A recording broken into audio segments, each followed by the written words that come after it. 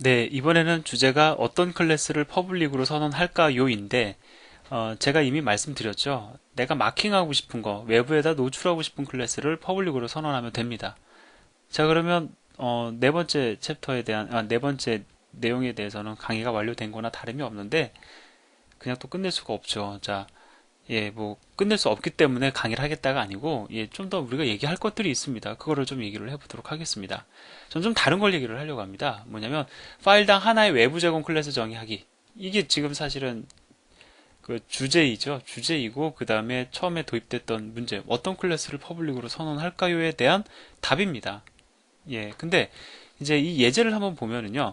자, 여기 보면은 이제 뭐 계산기 클래스가 있고요. 그 다음에 여기는 지금 인스턴스 멤버 변수로 참조 변수가 왔어요. 그리고 생성자에서 인스턴스를 생성을 합니다. 그럼 형태가 어떻게 되냐면, 자, 이 calculator 클래스가 있는데, 그 인스턴스가 생성이 되면 동시에 모두 생성이 되냐면은 adder도 생성이 되고요. 그 다음에 동시에 서브트랙터도 생성이 돼서 얘가 얘네 둘을 각각 참조하는 형태가 됩니다. 자, 보세요. 제가 여러분들에게 뭐라고 말씀을 드렸냐면은 그 외부에 노출되는 클래스 하나만 알면 나머지 것들은 같이 상호작용에 의해서 생성되고 메소드 도출도 이루어진다고 말씀드렸죠. 바로 이 케이스입니다. 여기 보면 칼큘레이터 클래스가 인스턴스화 되면 일단 A 클래스, 서브 클래스, 그다음에 S 클래스 제가 좀 줄여서 표현하겠습니다. 인스턴스 생성이 되죠. 그 다음에 또 안에서 보시면 calculator 클래스 add to number라는 메소드가 호출이 되면 그 안에서 지금 어떤 또 그 메소드가 호출이 되냐면은 adder 클래스 adder 인스턴스에 메소드가 호출이 됩니다. 또 뭐 sub to number라는 메소드가 호출이 되면 subtractor 인스턴스에 sub to number라는 메소드가 호출이 되죠. 자, 따라서 우리가 클래스의 인스턴스들을 활용하는 방법이 모든 인스턴스를 내가 직접 다 건드는 것이 아닙니다.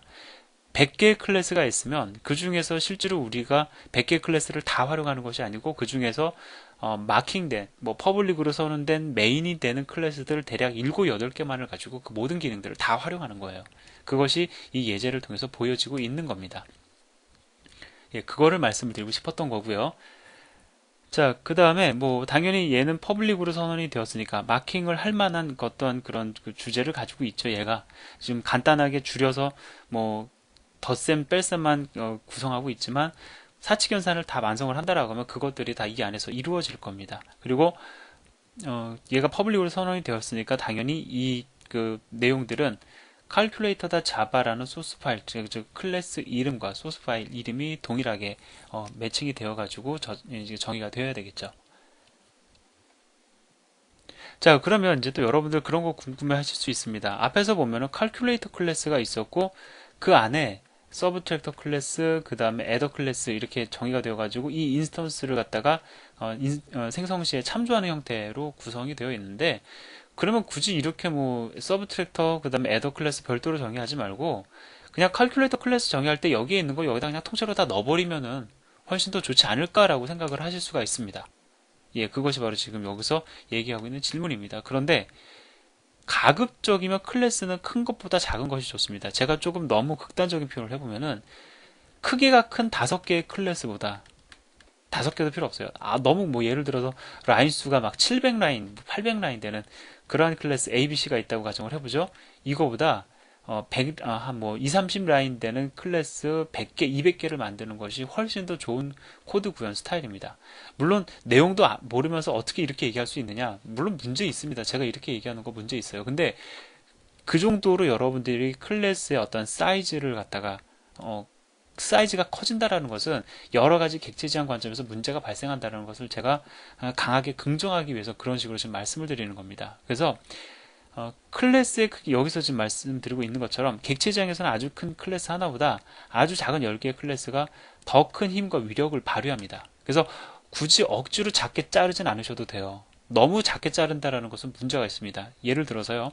클래스를 제가 쪼개 나갑니다. 그러면 나중에는 어디까지 쪼개지냐면은 이 클래스 안에 정의되어 있는 메소드 단위로 클래스가 쪼개집니다. 그럼 이거는 나중에 제가 뒤에 말씀드리겠지만 인캡슐레이션을 위배하는 형태로 또한 역작용이 생길 수도 있습니다. 부작용이 생길 수도 있습니다.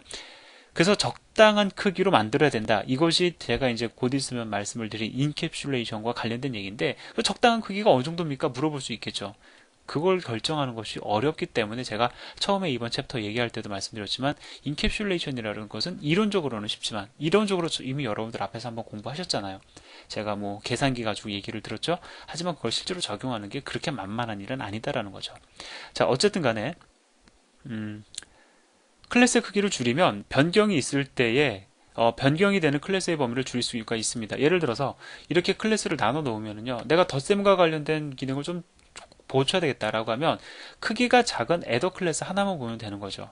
얘네들이 하나의 큰 클래스로 묶여 있었다라고 하면은 나는 전체 클래스를 다 봐야 되는 겁니다. 근데 이렇게 클래스를 쪼개 놓으면 내가 어떤 변경하고자 하는 영역을 최소화시켜 줄 수 있다라는 겁니다.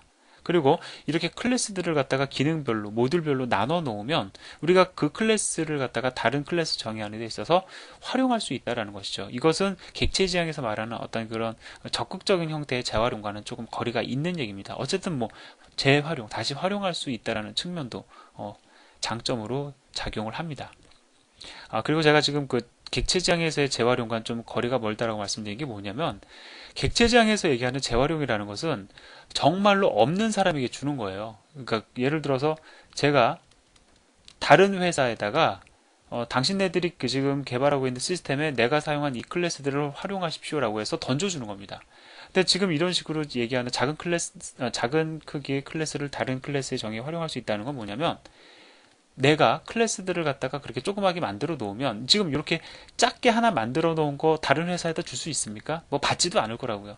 근데 이렇게 클래스를 작게 만들어 놓으면 내가 정의하는 다른 클래스에 내가 다시 활용할 수 있다는 겁니다. 내가 정의한 거 내가 다시 활용하는 데 있어서는 별 문제가 없겠죠. 그러한 측면이기 때문에 객체지향에서 말하는 어떤 그런 재활용과는 조금 그 무게라든가 이런 것이 훨씬 더 아래에 있는 그러한 활용을 얘기를 하는 겁니다. 그래서 제가 여기 보면은 작은 크기의 클래스를 다른 클래스의 정의에 활용할 수 있다라고 얘기를 했지, 재자라는 얘기를 안 붙였어요. 재활용이라는 표현을 안 하고 있습니다. 예, 그런 이유가 있습니다. 자, 이렇게 해서 네 번째 강의도 완료를 하고, 제가 겁을 많이 드렸지만 사실 이론적으로는 이미 저 여러분들에게 말씀을 드린 인캡슐레이션에 대해서 다음 시간에 강의를 하도록 하겠습니다. 감사합니다.